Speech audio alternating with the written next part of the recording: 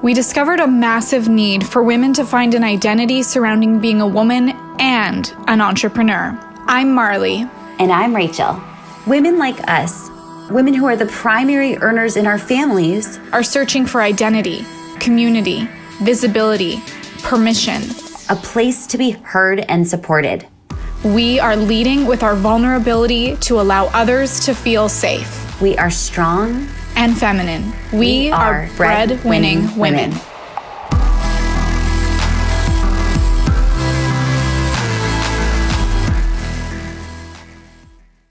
We are live, and I'm so excited. Marley, are you excited?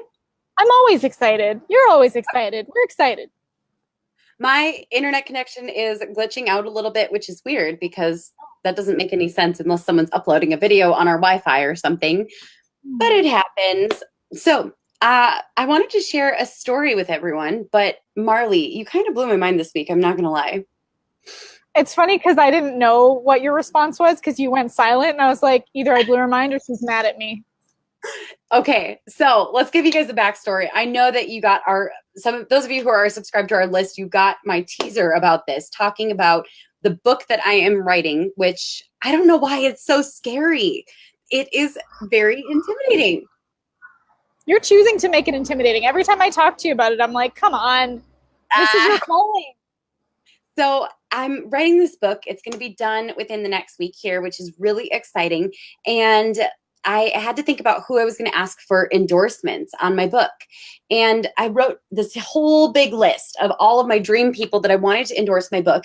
And in my book, there's a chapter where I talk about your 9-to-5 and how basically your 9-to-5 isn't just giving you a salary.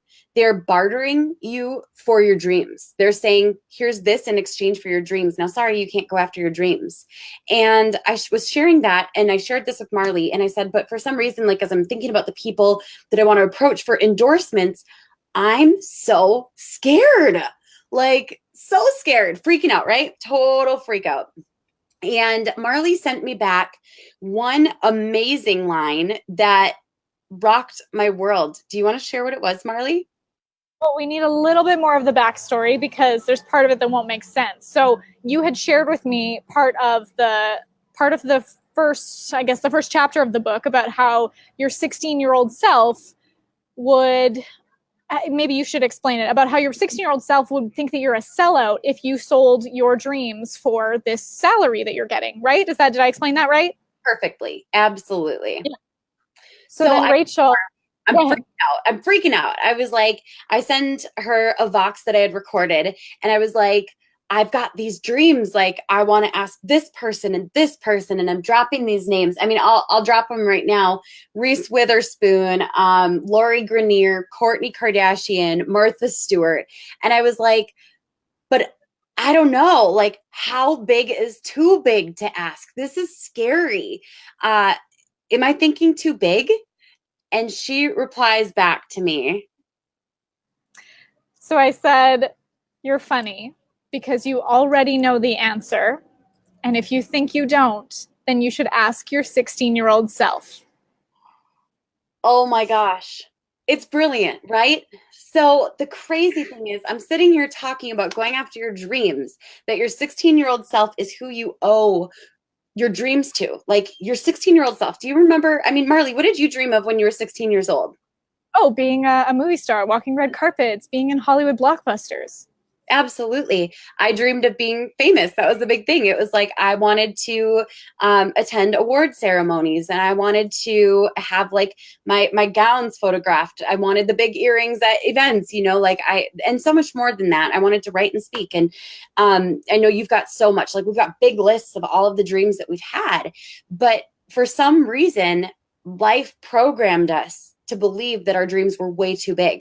Has anyone experienced that? People totally. Oh yeah, go for it, Marley. You've got amazing stories. And there are people that will bring you down because your dreams scare them, and they think, well, no, you can't do that. And so and we've talked about this before about dulling your shine to not offend other people. But I love how you put it, Rachel, about what would your 16-year-old self think if they knew that future or present you had sold out your dreams to have this salary and work in this 9 to 5, they'd think, no, that's not what I want to do. And you're a sellout for like a $50,000 a year salary or whatever that might be. So what if you could go back to that 16-year-old self and live the way that she would want you to? I think about that a lot. So one of the things I've always done is I've always kept journals. Since I was about 11 years old, I fell out of the habit over the last like 2 years because I literally got so busy that I wasn't able to journal as much as I would like. But I'm back in the habit of journaling at least weekly, sometimes a couple times a week. And when I go back to my old journals and I read the things that I wrote, I think, what would my 16-year-old self say about this? What would my 16-year-old self feel about who I am today? And, you know, my 16-year-old self, I think that she would be pretty happy, except if I were to ask her, who would you have endorse your book?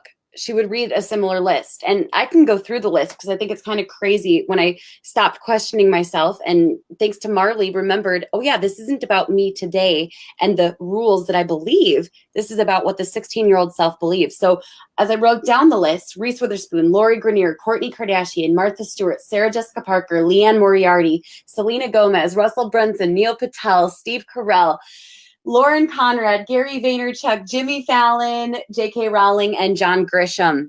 Big, big, scary names, right? My 16-year-old self wouldn't have it any other way. It's funny that back then we would be wishing that we could speak to our future selves to give us the answers, but now we need to actually look back to our past selves to find the inspiration to be who our 16-year-old self wishes that they would turn into years later. That was well articulated because that was a really hard sentence. Seriously. Hope it made sense. So as you're watching this, one of the biggest things that I want you to take away is, what did your 16-year-old self believe was possible before the world jaded you, before you had this fear of going big, playing big, sparkling, shining, being different? What was it that you believed that you were able to do before? I want you to take some time and honestly write down the list of the dreams that you used to have as a 16-year-old self. What do those dreams look like? Marley, what would you recommend people do to get in touch with their 16-year-old self, and what would make their 16-year-old self proud?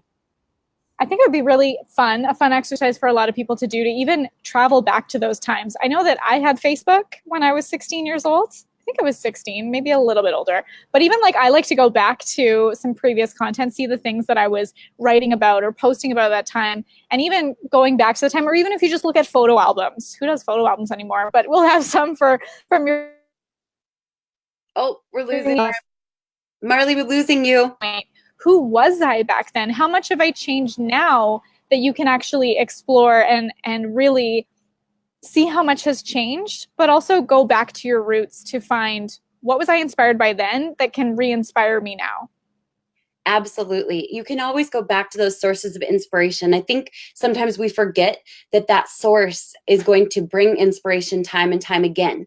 It's not like a one and done. It's not like you take a shower one day and the inspiration doesn't happen the next day in the shower, right? Like, you're going to have, for those of us who shower every day, not I, said the chicken.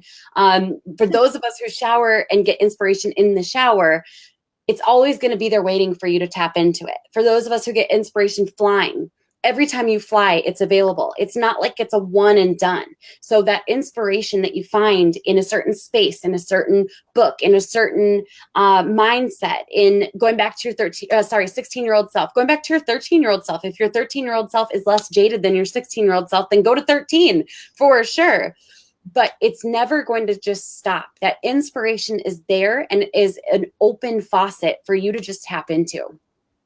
I think you'll be surprised by what you might find, and really be open to some unexpected things coming up, and even some things that you might have forgotten about that might even bring up, to be honest, maybe some painful things, maybe some things you might realize, I gave up on that and I'm really sad about it, but use that as your inspiration to come back to it. You might find things from your past that used to inspire you, like maybe you forgot how much you love to paint or to journal or to run. And that might be something that you can re-implement in your life now that's going to inspire the future you. Maybe that's that one thing that's missing in your life right now that you can find by traveling back to your past, to that 16-year-old self, because you want to be the example that your 16-year-old self, oh my gosh, I'm doing it again, 16-year-old self wishes that they would turn into right now. I love this so much. And we're going to keep today short and sweet because we feel like this message is so impactful. And if you take action on this, I guarantee you, you're going to find dreams and hopes and aspirations that you forgot existed. Yeah. So we're so excited for you to try this out. And please come back to us, comment on our Instagram, come to our Facebook page. Tell us what you found when you traveled back to that 16-year-old self, what she might have taught you, what your 16-year-old self wishes that you were now. And did you do her proud? Is there something that you need to change? We would love to hear it. So if you're listening to this on the podcast, please subscribe, leave us a review. If you're watching on YouTube, comment below. I want to hear about what you discovered through this exercise. And of course, oh, she cut out there, but I think she said, as always, we'll catch you on the next week's episode of Breadwinning Women TV. Women TV. Bye, everyone. See you later. Bye.